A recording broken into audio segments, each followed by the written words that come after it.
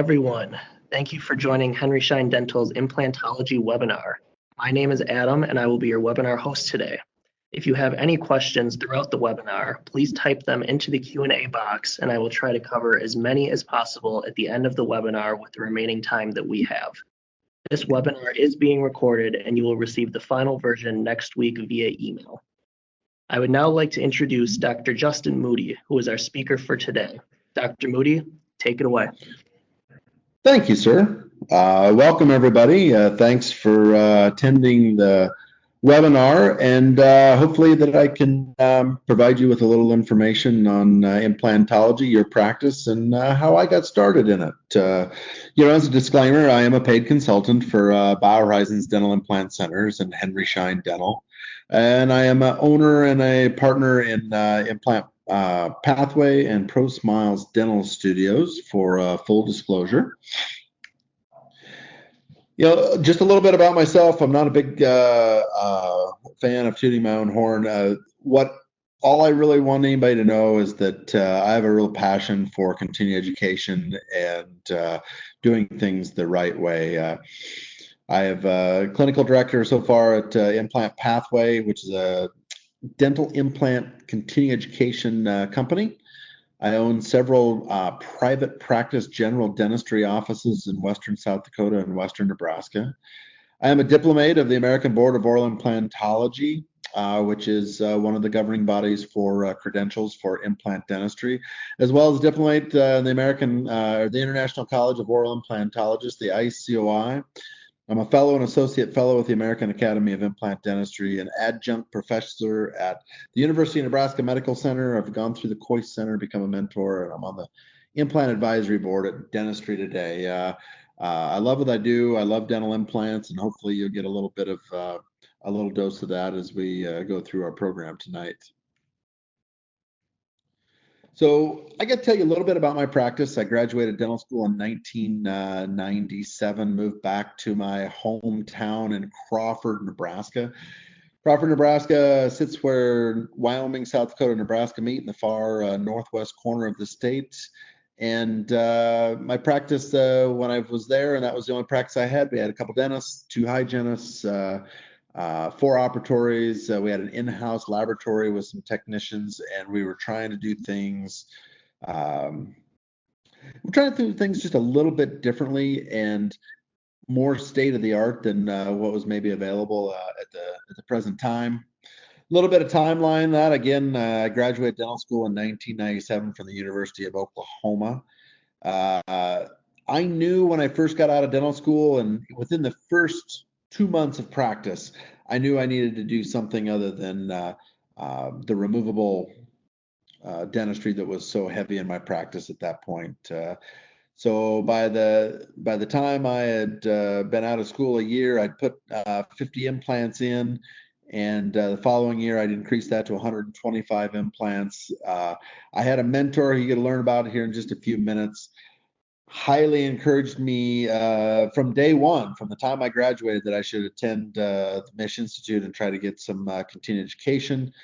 I was like, I'm a new grad. I can't afford to implement that kind of, I can't afford that kind of money. So I did buy Carl's book, and that's all we had back in the late 90s. So I bought his book. I put some implants in. I started down that.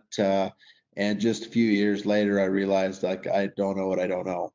So I finally succumbed to my mentor's pressure. I attended some CE courses, and it was really off to the races from that point. In 2005, I'd gone in with my childhood dentist in a little 4-operatory practice that was, by now, I've been out 7 years, almost 8 years. It was busting at the seams. I bought my partner out because I needed to get, I needed his chair for my kind of production. 2006, initially I was by myself at that point. In 2006, I brought in an associate so that I could transform my practice to a dental implant only. I found something in dentistry that excited me, and it was dental implants, and that's all I wanted to do. So I brought an associate in to help me with the rest of it. In 2007, I decided that I needed to do even more education. I attended an AID Maxi course, which is a 300-hour residency where I traveled to Atlanta, Georgia, Thursday through Sunday, once a month for 10 months. And what a financial commitment that was. I was a 5-day-a-week dentist, so you can imagine the course was Thursday through Sunday, so I had to leave on Wednesday. So Wednesday, Thursday, Friday, I would be gone once a month for 10 months. That's 30 days. The average practice is open 20 days a month. So that was a month and a half of time off from my practice, including the tuition that I paid for it. Uh, with that, with going dental implants, with the added knowledge I had in 2008, I built a new office and added the technology that really set me apart at that time. I have to give credit where credit is due. Dr. Roger Plooster is a lifelong friend of mine. He's a mentor. He's literally from my same hometown of Crawford, Nebraska. He went to Crawford High School. He played high school football with my dad. He went to Lincoln, Nebraska to go to the University of Nebraska. He became a dentist and he stayed in Lincoln. And when I was there for undergrad, he mentored me, prepared me for dental school, and he has stayed in the middle of my business ever since. He encouraged me from day one to get more education. Like, we're only as smart as what we can put into ourselves. And every day I tell myself I don't know what I don't know. And one of the things that he believed in was that implant dentistry was for everyone. It wasn't just for specialists. It wasn't just for those that limited their practice to it, but it belongs in everyone's practice because it's the right thing to do. He also believed that it was really the only true tooth replacement solution available, and today I full-heartedly believe him because, truthfully, he's mentored me throughout my career, and mentorship is more than just telling me how to do a procedure or looking over my shoulder. Mentorship is helping me make the right decisions for my practice, for my, for life, in general. And everyone can stop back and take a look because Dr. Plooster has a lifetime of dentistry and implants and experiences. And what we call upon our mentors to do is to really, impart their experiences on us and to, tell us what worked and what didn't, and to really incite that entrepreneurial, do the right thing attitude in everyone. So from there, it was just a building block of adding implantology, and I have to tell you that if you want to bring implant dentistry into your practice, you got to start with a good foundation of dental education. Today, that education is grounded in technology. Technology has made this so much easier than when I first started in implant dentistry. And then we also have products. We also have the dental implants themselves, the crowns, the dentures, whatever it is that goes, on top of them, and all the things that support, implant dentistry.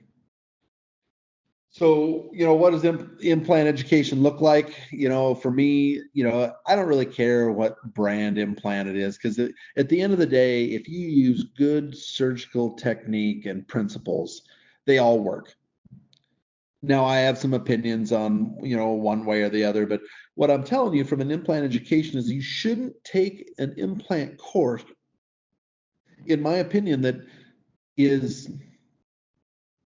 a product of a manufacturer. It should be brand agnostic. Like, implant education should be for the betterment of implants and your practice. It should be comprehensive.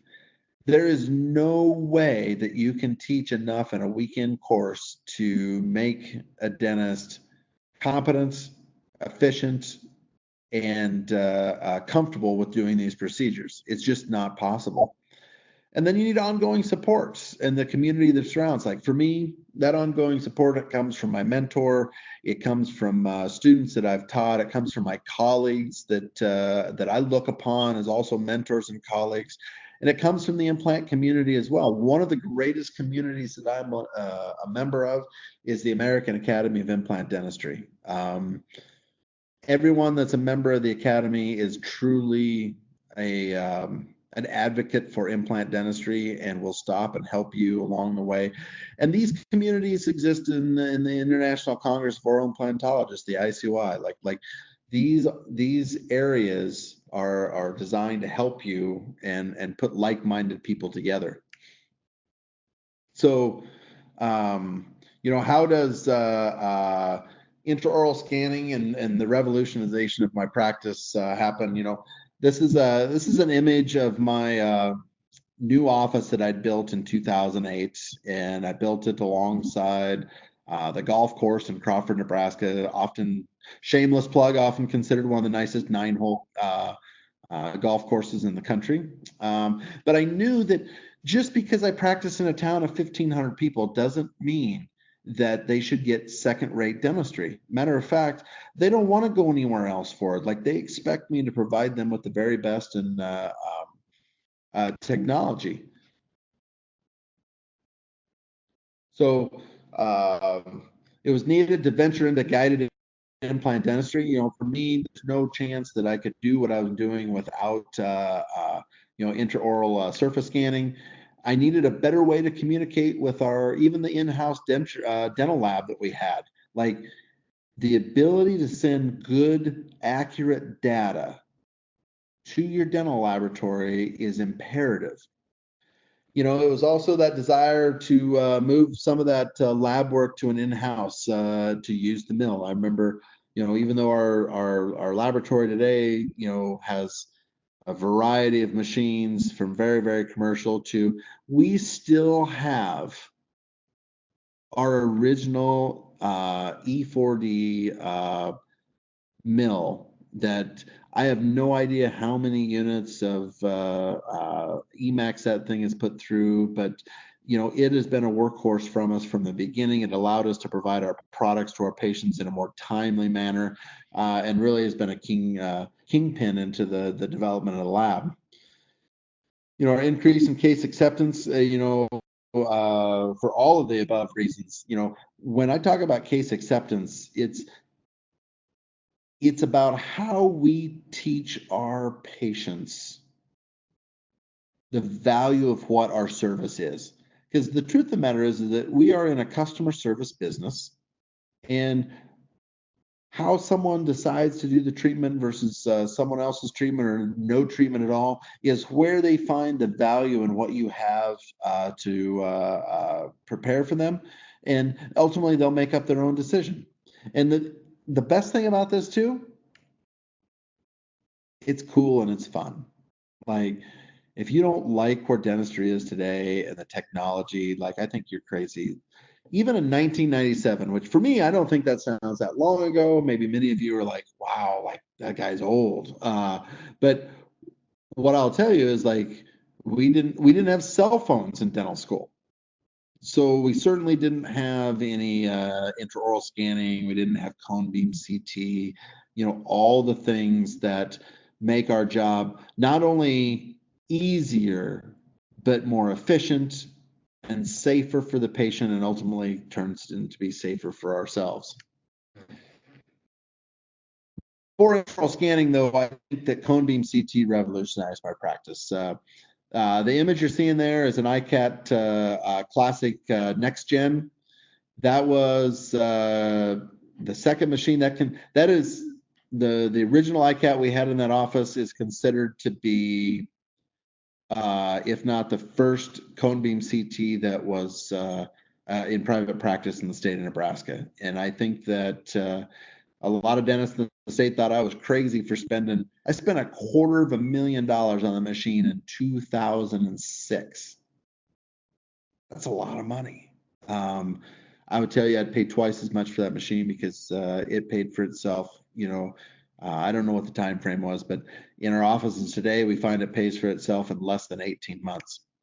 So it encouraged me to look at every case differently. It allows me to assess every edentulous patient as a candidate for dental implants, and the ability to offer a patient a treatment plan without guessing.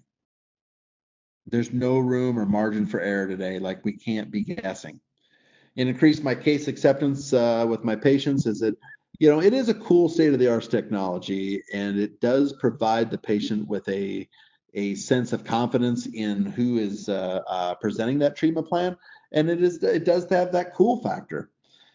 It's also a revenue stream in my practice. I don't always charge a cone beam fee, but at the minimum, we charge a panoramic fee to take the CT. And again, I think a CBCT machine will pay for itself in 18 months or less in almost any office that you put it in. It is the cornerstone of implant dentistry in my total digital workflow, without a doubt. You could take all the other items away from me. This one here is what I need the most out of anything else that I have.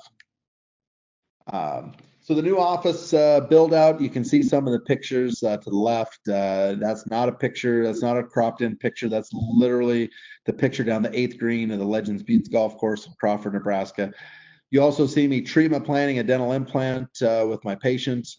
Like, I can put it in the overhead monitor. I can talk about exactly what we're doing, state-of-the-art treatment rooms, and again, the cone beam CT for us to build upon our implant practice. I think patient perception is everything. There's no better chance to make a first impression. So the ability to have this technology and to be able to treatment plan these cases right out of the chute is for me is priceless. The practice, with this, it was growing at such a pace. We had two full-time hygienists and myself in this 4-operatory office. Had no choice but to build a new clinic. We were actually doing so many implants that I had to have an associate to come help me do hygiene checks and all the non-implant restorative, and that's where I eventually decided, I'm gonna change my practice to an implant only focused practice. And personal wants is a private office and a consult room. Like, I built a pretty large building, pretty cheap square footage out in western Nebraska, but the things that I needed and / wanted was the ability to give my patients the best education about what they could have and let them choose the right treatment for themselves. So, why starting with implant dentistry? Like starting early is the key.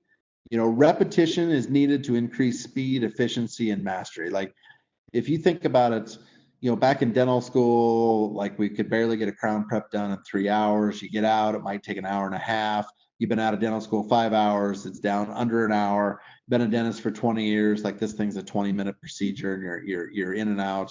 And it's the repetitions, it's reps. You've got to get the reps in to increase, your speed and your efficiency. Speed and efficiency are worthless if the quality of your work is poor. So all of those things build to a fast, easy product. Implants can provide a revenue stream that I just tell you that there isn't anything else in implant dentistry that provides the kind of revenue streams that implant dentistry does. You want to talk about student loans? Like, everyone has student loans today. I think it's a little more disproportionate than when I went through. But you want to learn how to pay your student loans off? Learn how to place dental implants. Like, that will help you. That will help you in revenue, like really none other out there. I said this before, my mentor told me this, and I wholeheartedly believe this. It's the only true tooth replacement solution available for us today. And it's also something that you would want done if you were missing a teeth or all your teeth. You think about the ethical dilemma that we have here that I just said. If you were missing a tooth or several teeth or all your teeth, you know that dental implants would be the only thing that you would look for. If implant dentistry was the only thing that we had to do in our own mouths that we would want to have done, then why would we offer something different to anyone else? Like that's the crux of it. Like that's that ethical dilemma. Like why would we ever offer a product to someone that is that you wouldn't have done to yourself? So, and I tell you what, implant dentistry is fun. I love to go to work every day. This is what I do for a living, and I couldn't be happier with it. And every implant dentistry case is different. I'm not knocking fillings because we need to do fillings, but like every DO composite is virtually the same. Implant dentistry, every implant is completely different. So where do you start? There is a cost of entry to implant dentistry. I don't care who you are, but education-wise, you're going to have to take a course. You're going to have to figure out what it is. Take something that's more comprehensive. Take a continuum course so that you can get the great foundation needed for success. You're going to need some technology. For me, above anything else you have in your practice, cone beam CT is it. And once you get into it, you're going to be buying an intraoral scanner, a surface scanner, because that's the gateway to guided surgery, which is the next frontier. And it's here, but it's what it takes to get there. You are going to have to pick a dental implant system. I said they all work. That's true. There are some differences between them, but for me, I've been placing BioHorizons since 2007. It's been a great company, and it's got good customer support and good reps, and I've just stuck with it because you got to buy it. You got like all these things. If you look at it, it adds up to 100,000 plus, and at some point you have to hop off the fence and spend the money. But I can tell you that the revenue and the payback from implant dentistry is going to more than take care of the initial investment. So what are our challenges today? Building and educating my team on dental implants, like there's a buy-in from your dental implant teams that is important. When they realize that if they needed something done for a missing tooth, they would do a dental implant. But the better involvement is when your team says, yeah, I would only want my doctor to do it. Like you got to reinvest in your team. Educating my patients on the benefits of dental implants. If we don't educate them on the front side, everything we tell them afterwards is an excuse. So we need to spend some time educating our patients and getting them to understand the benefits of dental implants. In that process of education, you're going to have to gain case acceptance. Like once they understand that they need this procedure and you've gotten the yes, that's the case acceptance. That's the holy grail that we're looking for, for really any kind of dentistry. There is a cost of treatment, and I don't care who you are, dental implant treatment is expensive, but so is going without your teeth. And so is the lack of quality of life. So, yes, it's expensive, but it's more expensive to go without your teeth than it is to make a small investment in yourself.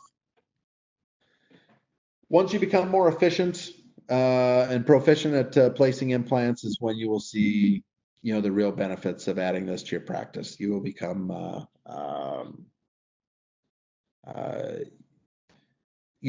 the implant experts, and you will become the go-to person for those procedures in your area, and that's when total buy-in happens. Solutions to these, recruit tech-savvy staff. Like this technology is so amazing. Recruit people that want to be a part of your culture. Build a great culture within your practice.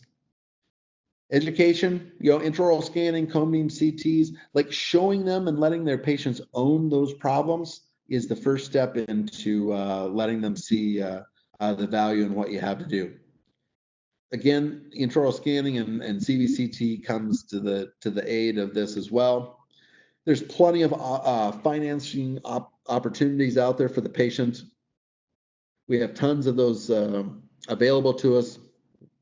cash discounts, insurance, all sorts of things. There's ways to get patients over the finish line, and really repetition and education. We call it a practice for a reason. Like, we got to get the reps in and educate our patients in the correct way. So I kind of want to end this.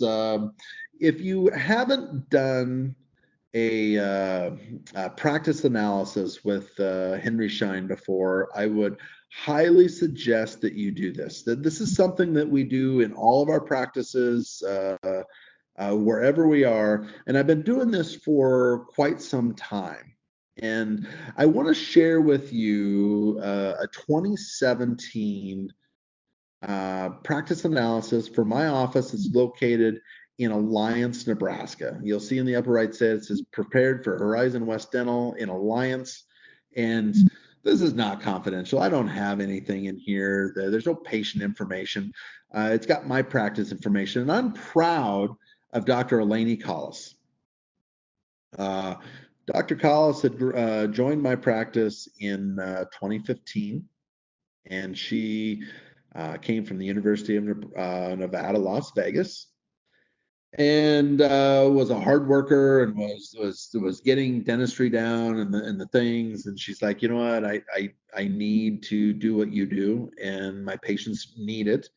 So she went through Implant Pathway, and what you're seeing here in 2017 is a breakdown of the year, the entire year's worth of procedures. So in 2017, her practice was doing $900,000, a little bit more in production, full fee production, not a lot of insurance in this office. And you can look at the pie chart as how each category or modality of dentistry is broken up in there.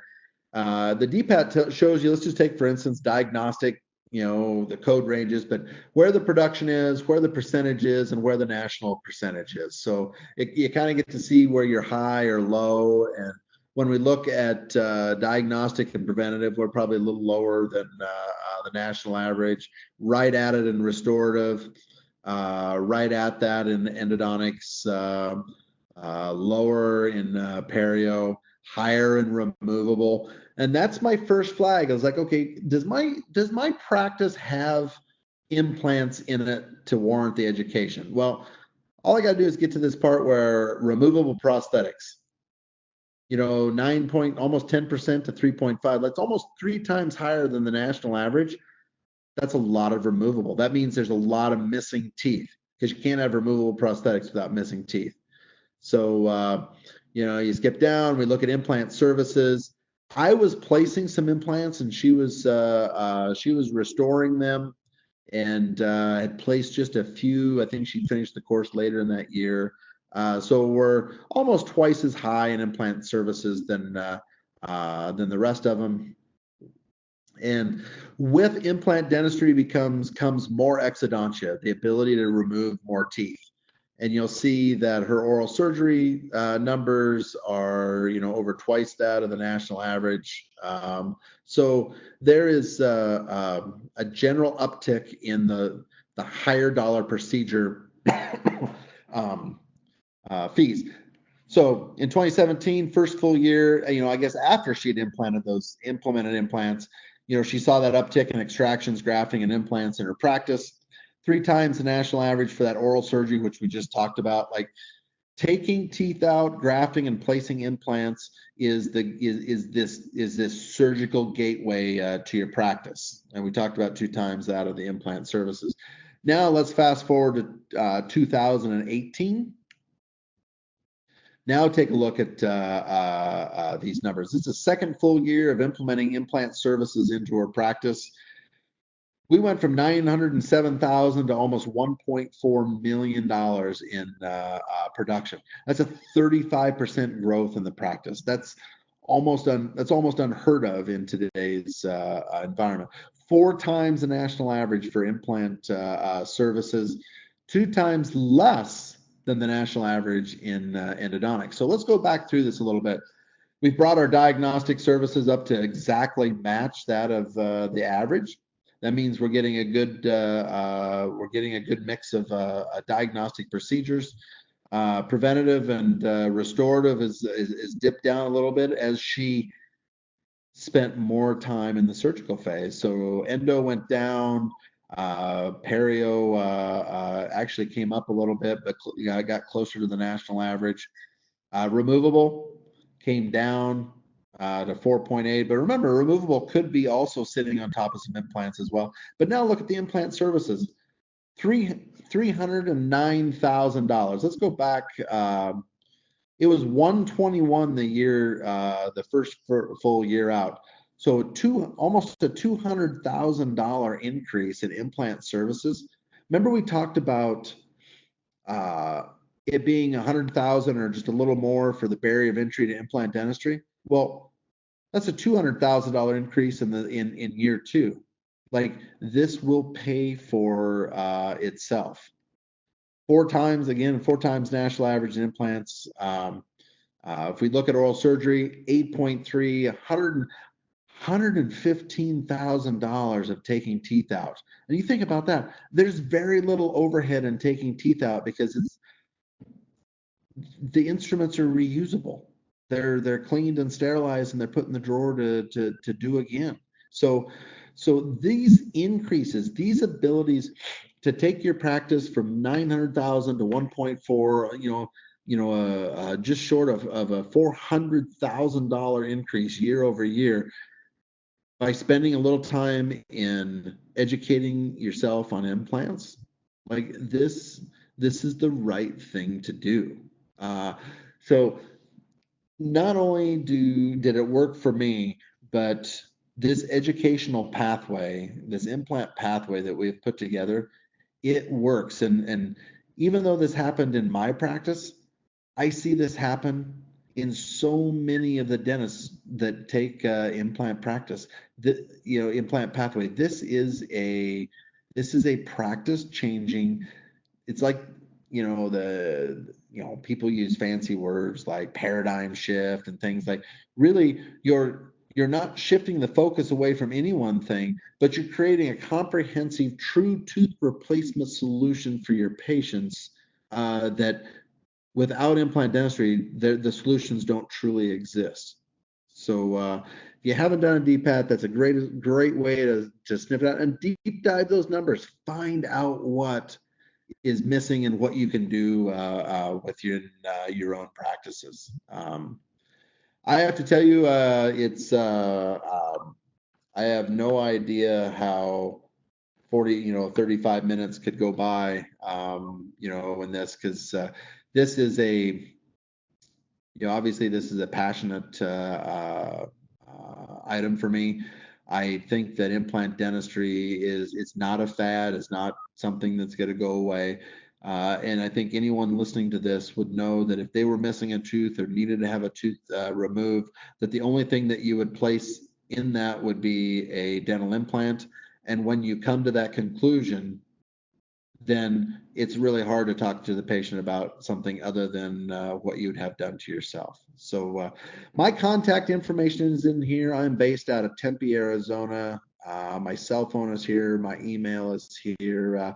If you have any questions on cone beam CT or intraoral scanners or anything like that, contact Henry Schein via the webinars at henryschein.com for follow-up from this, because I've been with Henry Schein for many, many years now, and what I can tell you is that without my local Schein rep, I'll give him a shout out, Gabe Olson, and the people, they just made my life easier by looking out for my best interests. So, and I thank them for allowing me to tell my story here on the webinar tonight. So I think if we have any questions, we'll certainly entertain those at this time. All right. Thank you, Dr. Moody, for the insightful information. Hopefully all of you have learned something new today and can bring this knowledge back to your practices and colleagues. We do have questions, so let's jump right in. The first question is, where do you suggest to find brand agnostic education? Well, I think you can find, by searching implant education on, in Google or whatever it is. The best place I think is really word of mouth and where people have had good luck from it. And it's not to say that some, manufacturers' education it's not all bad. Like, matter of fact, anything that you learn is adding to your practice. For me, obviously, any any implant education, you could say, could have some bias because ultimately they need to um, pick an implant or an implant company that will help them with the hands-on demonstrations, give them live dummy implants to place in pig jaws and things like that.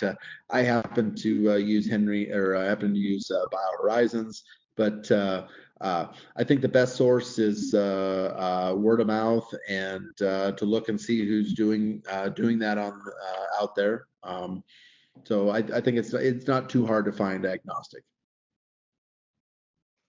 All right, our next question. One person is an associate dentist and cannot purchase all technology at once. In what order would you purchase these pieces of technology if you can only purchase one at a time? Cone beam CT. I think any good implant education curriculum would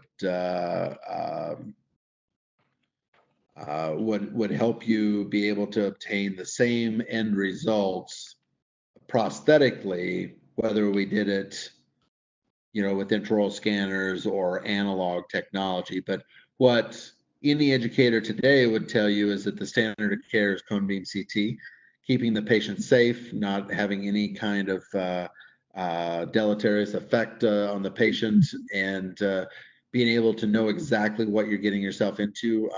Without a doubt, cone beam CT. All right, our next question. What courses would you recommend to further somebody's implant education? Please include any live surgery courses.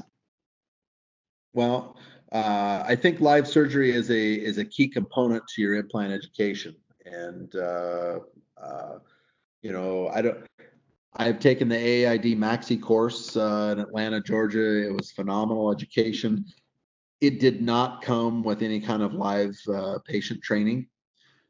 And part of what I've done, over the course of my career is to try to give back and to educate those in implant dentistry. So one of the things that myself at Implant Pathway does is we do have a live surgery component to our courses.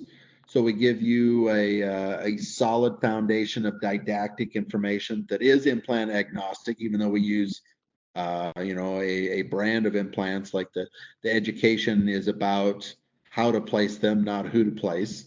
And then we end the course with a 2-day live surgical session, which the doctor may place.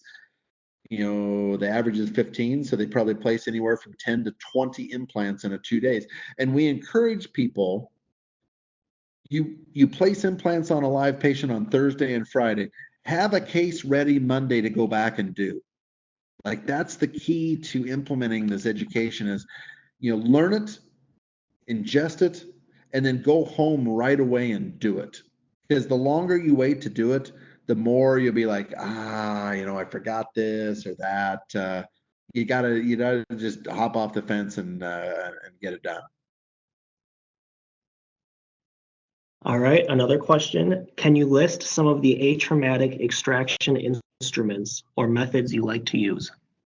Oh, sure. So the key to implant dentistry, especially doing immediate implants, is the atraumatic, or the removal of the tooth that needs to come out without losing any bone, or especially the buccal plate. And so for me, single rooted teeth, I do love to use piezo technology such as the cube. We use the cube from Action that allows us to get down along the PDL, loosen the tooth from the bone, and be able to luxate and ultimately deliver the tooth with forceps without breaking any kind of bone.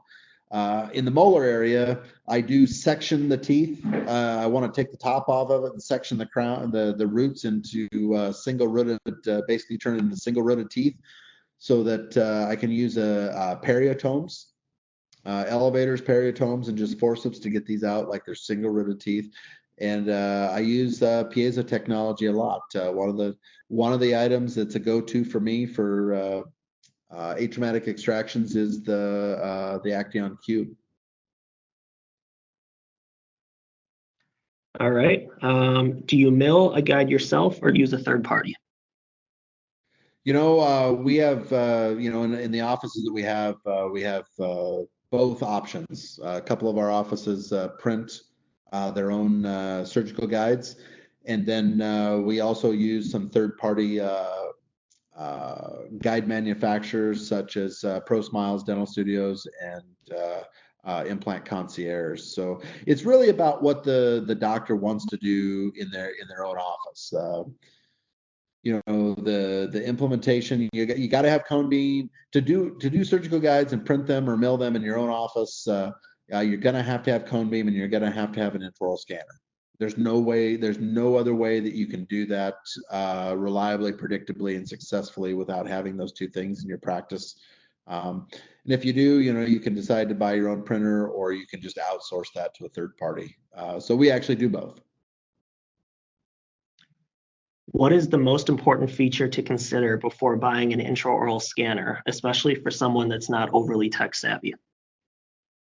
I don't know. For me, it's does it have an open source platform? Can I take the scan and send it to whatever lab I want? Are there a lot of fees associated with owning the scanner? Not just the price of it, but is there yearly maintenance fees? Is there per click fees? And I also need one that's accurate and has good customer support. And you need to figure out, you need to buy this from a vendor that is reputable and has been dealing these in the long term. Because there's two things about technology that I'll tell you, and that is technology goes obsolete very quick. So just because you spend $100,000 on a cone beam and an intraoral scanner, don't think that you won't have to purchase newer equipment later on down the road, because eventually it's going to wear out to the point where you're going to need to replace it. And two, there's always going to be fees associated with it. So I don't think you'll have, I think you're going to always have to spend some money on that. So those are kind of the things that I look for. Obviously accuracy, but service and value and communication is high on my list. All right, we got the final two questions here. One person is getting close to paying off their student loans, and they see the value of implants, but is hesitant about going in heavy debt again to finance this equipment. Is it worth the leap, in your opinion? Oh, for sure. Like I could give anyone such a long list of dentists that have committed big dollars to implant continuums that would say it's literally changed their practice. I got a nice letter today from a dentist that just took the last fast track course, and they're already out placing implants. And to answer that question legitimately is, it is only worth the money and the effort you put into it is if when you're done, you're going to implement what you learned. If you don't go home and do it, then we're creatures of habit. We fall back into the same old habit that we had before, and we just don't ever start.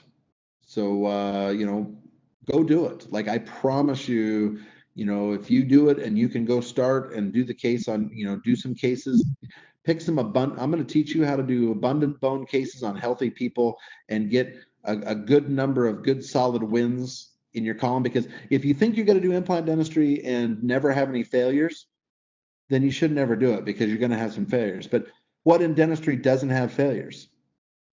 Crown and bridge can be failed. Fillings can fail, perio can fail, like all those things. But how we conduct ourselves and how we manage that is truly, what sets us apart. So just do the course.